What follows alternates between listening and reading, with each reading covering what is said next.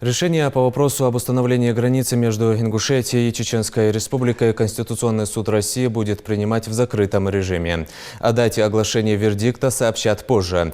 Напомню, что сегодня Конституционный суд России рассматривал запрос главы Ингушетии Юнусбека Евкурова о соответствии Конституции Российской Федерации двух документов – соглашение об установлении границы с Чечней и принятого Народным собранием закона о ратификации этого договора.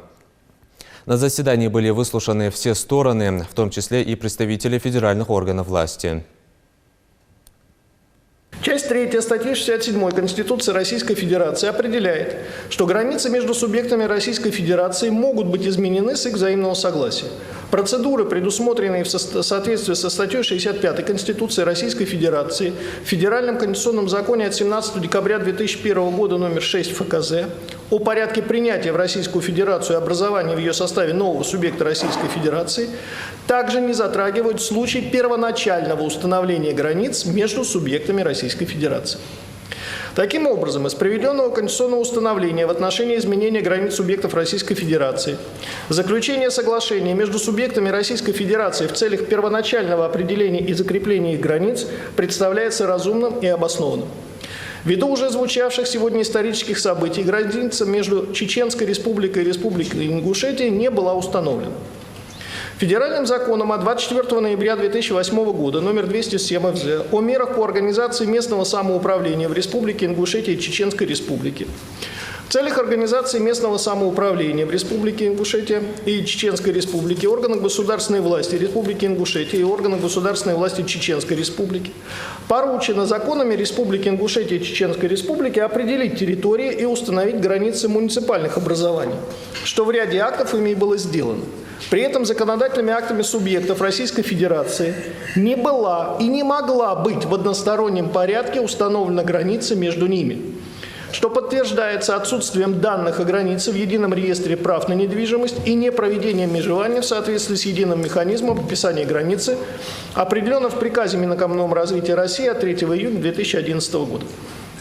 Таким образом, субъекты Российской Федерации, заключая соглашение об установлении границ между ними, действовали правомерно и не нарушали принципы федерализма, зафиксированных в статьях 5 и 11 в главе 3 Конституции Российской Федерации. Текст соглашения об установлении границы между Республикой Ингушетия и Чеченской Республикой, как представляется, не содержит каких-либо положений, которые могли бы рассматриваться как вступающие в противоречие с положениями Конституции Российской Федерации. Соглашение субъектов Российской Федерации было подписано уполномоченными лицами, высшими должностными лицами соответствующих субъектов Российской Федерации, утверждено законами данных субъектов Российской Федерации, которые были обнародованы и вступили в законную силу.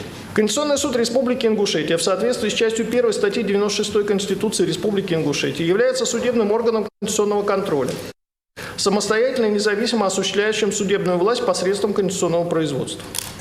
В соответствии с положениями части 2 статьи 96 Конституции, а также в силу корреспондирующих положений подпункта Б пункта 1 части 1 статьи 3 Конституционного закона Республики Ингушетия о Конституционном суде Республики Ингушетия, Конституционный суд Республики Ингушетия разрешает дела о соответствии Конституции Республики Ингушетия, не вступивших в силу договоров Республики Ингушетия. Вместе с тем, являющиеся предметом рассмотрения соглашений и закона Республики Ингушетия на момент принятия постановления Конституционного суда Республики Ингушетия уже вступили в законную силу. Однако, несмотря на эти обстоятельства, Конституционный суд Республики Ингушетия рассматривал дело и принял постановление от 30 октября 2018 года номер 19-П. Таким образом, рассмотрение как самого соглашения, так и закона Республики Ингушетия о его утверждении по своему конституционно-правовому значению относится к компетенции Конституционного суда Российской Федерации. Также хотелось бы обратить внимание, что позиции, сформулированные Конституционным судом Республики Ингушетия, не соотносятся с правовыми позициями Конституционного суда Российской Федерации и положениями законодательства Российской Федерации, в частности, в отношении распространения положений законодательства Российской Федерации о местном самоуправлении на рассматриваемые правоотношения. Конституция Российской Федерации содержит только категорию изменения границы между субъектами Российской Федерации, тогда как категория установления границы между субъектами Российской Федерации в тексте Конституции не используется. Нам представляется, что наиболее оптимальной правовой формой установления границ между субъектами, которые являются не государственными, а административными, является заключение договора либо соглашения между сопредельными субъектами Российской Федерации. Подписание рассматриваемого сегодня соглашения было обусловлено неурегулированностью до настоящего времени вопроса принадлежности ряда территорий, возникшего в результате преобразования Чечено-Ингушской республики. С учетом конституционных принципов федерализма и полномочий высшего должностного лица субъекта, закрепленных в федеральном и региональном законодательстве, осуществляя собственное правовое регулирование вопроса об установлении границ между субъектами, представляется, что глава Республики Ингушетия действовал в рамках полномочий, определенных федеральным законодательством и Конституцией Республики Ингушетия. Несмотря на то, что и это положение оспаривается оппонентами, высказывается мнение о том, что не правомочен был заключать такое соглашение, мы полагаем, что полномочия главы Республики Ингушетия предполагали подписание такого рода соглашения.